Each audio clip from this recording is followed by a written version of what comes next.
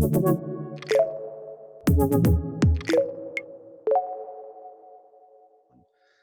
Carl Anthony. On behalf of AutoSens, the world's leading community for ADAS and autonomous vehicle technology development, we create best-in-class events, training, and information to connect engineers, scientists, and automotive industry experts all across the globe. Joining us today is Dr. Jun Pei. He is the CEO and the co-founder of Cepton. And Jun, it's a pleasure to talk with you again here on AutoSens. Thank you, Carl. It's always a pleasure to be here. Now, Jun, since we talked last year, you've had a number of exciting developments at Cepton. So get us caught up on all of the latest news. Let's start there. Well, thanks again. The biggest news associated with Cepton is this year, Cepton has become a publicly traded company at NASDAQ. So this is a very major milestone for any company to accomplish within a short 6-year period. We started in 2016 with the vision of building LiDAR for consumer vehicles. And with that vision, we invented the core technology, the MMT LiDAR. And with that technology, we partnered with the giant tier 1 company, Koito Manufacturing in Japan. And with that technology and partnership, we captured the largest design win at General Motors for their Ultra Cruise program. And with that accomplishment, we became a publicly traded company. So this series of milestones is very notable for a Silicon Valley startup. We certainly enjoyed the ride, but the work will continue from here. Right. I want to get into MMT and Ultra Cruise because that's so fascinating. But Jun, tell us what it was like when you finally went public with Cepton. What did that feel like to, get the news that you're going to be on the NASDAQ? I mean, tell us a little bit about what that felt like to accomplish. Yeah, I mean, especially the event that we actually went to the NASDAQ and did a physical bell ringing ceremony, all of those reminds me of a wedding event. There's a Sure. huge celebration. You worked all these years, you get your life in place, your income right, and all of things lead to this big event of a wedding. But then you have a whole life to live for after that. It's an event, very notable event for us. We all celebrated, but then very quickly, within a matter of days, we all came back to work. And there's actually a lot to talk about the actual work we're doing in terms of executing. And I think I'd rather have all those accomplishments and celebration stay behind us, and we do something that actually make the whole company and the world better. So starting with that thought and picking up from there, you've got Cepton's MMT, which you mentioned before, micro motion technology. So let's talk a little bit about that, Jun. Tell us what MMT is and then how you invented this technology. Yeah, this company, unlike many Silicon Valley technology companies, started with a technology and then looking for application, find a killer app, and then expand to be a giant. What this company did is actually started with a market focus, a market thesis that we want to invent something, a LiDAR that actually promotes the vehicle safety for consumer applications. And that is actually a market requirement. And with that, we came up with a set of rules for our design, or you can call it the invention. And with that, we studied on multiple facets from optics to mechanics to electronics, and eventually adopted a mechanism that mimics the inner workings of a loudspeaker. This is a voice coil that actually runs over a piece of magnet. When you run current through it, it actually moves. It moves microscopically. That's where the micromotion comes from. Right. And instead of moving a paper cone, we put a set of optics on top of it, and that became the optical scanning mechanism. So that's the essence of the micromotion technology in a nutshell. However, the requirement, you can never stop emphasizing the requirement of becoming a everyday consumer vehicle component. That is a balance between performance, cost, and reliability. If you only emphasize in one thing, for example, performance, you can have the best LiDAR used for space station docking, but if you don't have the cost right, in the order of a few $100s that consumer can pay, then you don't have a product for cars, for everyday cars. So this balance between performance, cost, reliability is really the key, the anchor for the MMT invention. And for that, we studied extremely hard on how to construct the optics, for example, using very sophisticated optical design in, pardon my language here, a little aspheric plastic lens design that actually led to very high performance but low cost in volume. And then also the loudspeaker voice comm mechanism that actually is very low cost and mature technology. And after all, we find there's a huge element of cost reduction and improvement enhancement in electronics.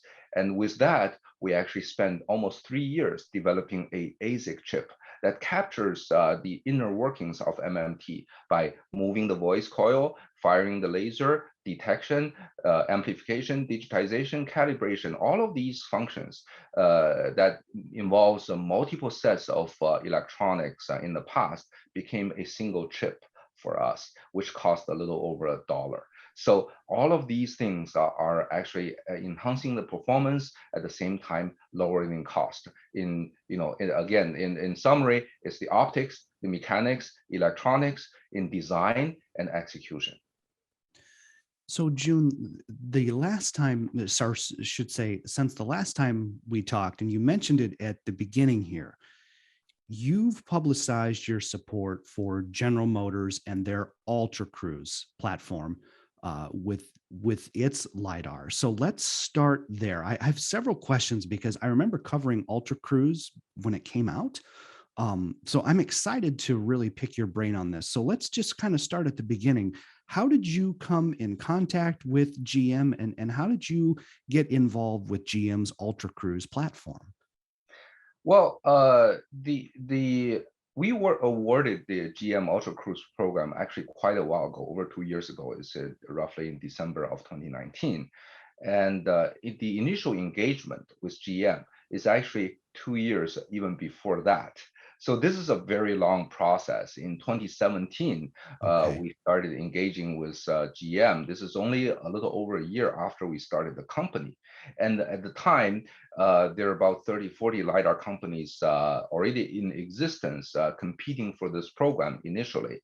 It was nothing short of developing a vaccine or a medicine, Sure. very long testing process and adjustment process. And eventually, this computation process boils down to only a few companies. And then eventually, the competition boils down to who has the best balance between these factors, the performance, cost, and reliability that can eventually become a everyday component on a car. So that is, how we started really early. And then we went through a very long process. Nothing happened overnight. It's a very arduous process for us to go through. And even after we capture the design win, there is the A sample, B sample, C sample process as in any automotive component development. Working together with Koito Manufacturing in Japan, we're going through this process very smoothly without any delay at this point, even under the circumstances of COVID, as well as the component semiconductor shortages. We're Right. really enjoying this ride and this success so far. So that's the GM thing. I'm sure you have other questions on Ultra Cruise. This is a fantastic platform. After we actually mentioned we have captured this largest design win, it remained as the largest design win for the past 2 years. And actually, GM now came out and publicized what exactly is Ultra Cruise and how the LiDAR is going to be the centerpiece in it. It's going to be behind the windshield. And most important of all, it's not for a specific model of vehicles. It's Right. a platform. It actually will be proliferated into multiple platforms, multiple models of vehicles. And you can understand this conglomerate of vehicle models, this giant OEM, auto OEM, really would like to make this Ultra Cruise platform a everyday platform for all cars. So that's what we really enjoy at this moment. And that is one of the key distinguishers between Ultra Cruise and Super Cruise. And I think a lot of people would know that Super Cruise is synonymous with Cadillac, and then it has filtered its way through GM. But Ultra Cruise is not to be confused with Super Cruise, and it's a huge step forward for LiDAR's potential application in consumer vehicles, where LiDAR becomes more in the mainstream. It's not just something that us industry people talk about, but it's something that now consumers can grasp, can actually get their minds around. So, June, what does this mean then for LiDAR's potential application to everyday consumers and everyday vehicles? Let's talk about that a little bit. Yeah, it is actually a lot more significant than people will realize at the beginning. First and foremost, the first application for LiDAR as the centerpiece for Ultra Cruise is actually for a safety factor. So Right. the vehicles now with the LiDAR, with the Ultra Cruise system, will drive out in a much safer way, reducing the accident by a significant amount of percentage.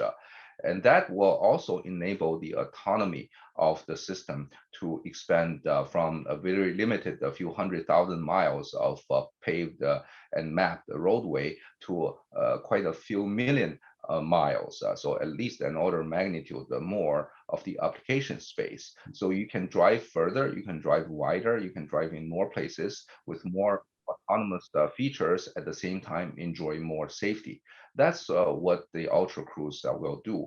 And with that, it also will have more availability, as you mentioned, to more models from the top end Cadillacs all the way to the Chevys, that Yes. the mid ranges. So this is actually the first application or first design win that's not limited to the luxury sector only. It actually Mhm. goes across the entire spectrum of cars inside GM, and it is first and the largest design win that that really speaks volumes. And now LiDAR is getting into mainstream for consumers, and just like the camera in the past, you'll see it starts with very limited use, but then it was slowly coming into every vehicle. Now cameras is everywhere. We see, years from now, LiDAR will start with the GM, start with a few vehicles, and eventually will get to every vehicle,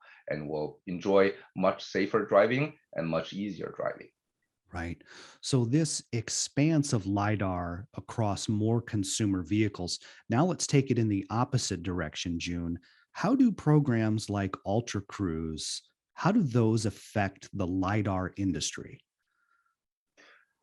Well, it is really the kickoff for a LiDAR industry. LiDAR as a device, as an optical measurement device, really finds the biggest market in automobile. It used to be used for aerial mapping, for survey.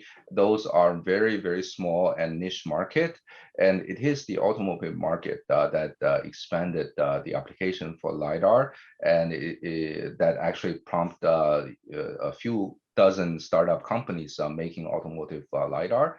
And with a design win, with a design award to the scale of General Motors, this is actually a kickoff for LiDAR becoming a mainstream and going into the masses. So without a application in auto, LiDAR will remain as a niche market. The cost will remain to be high. We certainly expect with the auto application, again, just like cameras, the cost will be brought down because of the volume, because of the scaling. And with that, there could be even more applications such as infrastructure, security, smart cities that actually benefit from the auto applications with the low-cost LiDAR that's produced for automobiles. So it's really the kickoff. June, as you know, there are many public LiDAR companies today. In fact, there's just many LiDAR companies today in general. So, with this kickoff that we're talking about, how do you expect, with all of these companies, how do you expect to see the LiDAR landscape maybe in the next couple of years? And even beyond that, where do you see Cepton? Because you're one of the leaders. There's many LiDAR companies, many public LiDAR companies, but you're one of the leaders. So what changes do you expect to see in the landscape, and where do you see Cepton positioned in that landscape over the next few years? Yeah, almost universally, all of the LiDAR companies started with some shape and form of technology. It is a sophisticated device, and everybody would pump their chest and say, we have very good technology that can be used for many applications, including auto. So starting with the technology is only one thing. For me, the validation for a technology is a commercial validation. It's not necessarily publishing a paper in a journal, but actually you need to have a design win that will bring you volume production as well as profit for the project. So that's actually a validation for a technology. As I have mentioned, I do believe that the automobile application is actually the biggest application for LiDAR.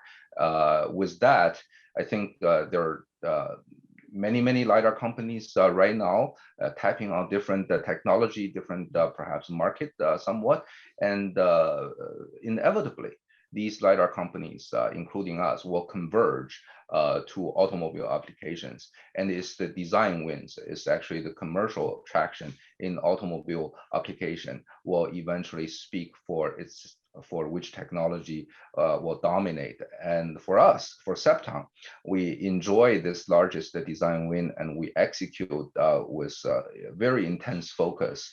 By next year, 2023, the first GM car will be rolling out with Ultra Cruise and the Cepton LiDAR as its centerpiece. So we'll certainly enjoy this first wave. And with that, there's a huge momentum for us to work with other OEMs and introducing the same technology to the cars. And that is actually publicized that we are engaged with 10 out of 10 top 10 OEMs in the world for their ADAS program. So the next milestone for us certainly is we anticipate to capture more design wins and dominate the ADAS market with LiDAR. June, I am excited to drive one of the GM Ultra Cruise vehicles with the Cepton LiDAR. With the Cepton LiDAR, I'll be so excited to finally be able to do that. In the meantime, you mentioned other OEMs. You mentioned engagement, and this takes me back to our conversation that we had last year. And I also think that this is important about Cepton as well. You definitely have design victories and design wins, but you're also very good at engaging with your customers. And I want to go back to something key that you said in our last interview last year. And you said that a lot of times in automotive, people send one or two emails and they count that as engagement, but that's not really what engagement is. You're talking about with Cepton working at a more in-depth level to really solve some of these cost and design challenges. So let's talk about that a little bit, June. How does Cepton, when you work with OEMs, what strategies do you employ to make sure that they're getting the best technology and the best experience? Yeah, maybe the easiest way for me to explain that is go back and talk about our engagement as an example with General Motors from the very Yes. beginning, Yes. where we actually present our LiDAR with the MMT technology and see, look, Mr. GM, do you like what you see? And of course, the answer is yes. So we like what we see, but we need this A, B, C, D changed. And in addition to this, we need all the other features that you don't have. So I recall in 2017 when we presented GM the first LiDAR, it resembles nothing of what GM will be using for their Ultra Cruise. It went through half a dozen iterations of working together from both teams. At the beginning, and later on, it involves Koito Manufacturing of Japan working together to make sure the cost and volume production scaling is also possible. So these are not so-called trivial engagement by trading emails to each other. This is actually working together here in Silicon Valley, in Detroit, as well as in Japan, with multiple parties investing tons of time and multiple iterations of sampling, change, and testing. So that's what the engagement is. And I'm actually talking about all these activities before we were awarded the design win. So this is how much effort you have to put in to get something to the scale of a GM design award for Ultra Cruise. Yes, and it is the first of many more doors to open for you, June. I want to thank you for your time. Before we wrap up, for our viewers and AutoSense attendees who are interested, how can they get a hold of Cepton? Should they visit you on LinkedIn? Should they visit your website? Where can people go to learn more about your company? The best place is to start with our website, cepton.com. And there are certainly a lot more information there, from investment to technology. And also feel free to reach out to us from the contact link. June, I want to thank you again for your time. Congratulations on everything from going public on NASDAQ to Ultra Cruise to the new OEMs that you're working with. Thank you for sharing your experience and your expertise. And I look forward to seeing you here shortly in Detroit for AutoSens 2022 at the Michigan Science Center. Thank you, June, for being with us today. Thank you for having me. For more AutoSense, visit our official YouTube page and follow us on Twitter and LinkedIn. For more information on our world-class events and technical training, visit auto-sense.com. That's auto-sense.com. In Detroit, on behalf of AutoSense, I'm Carl Anthony.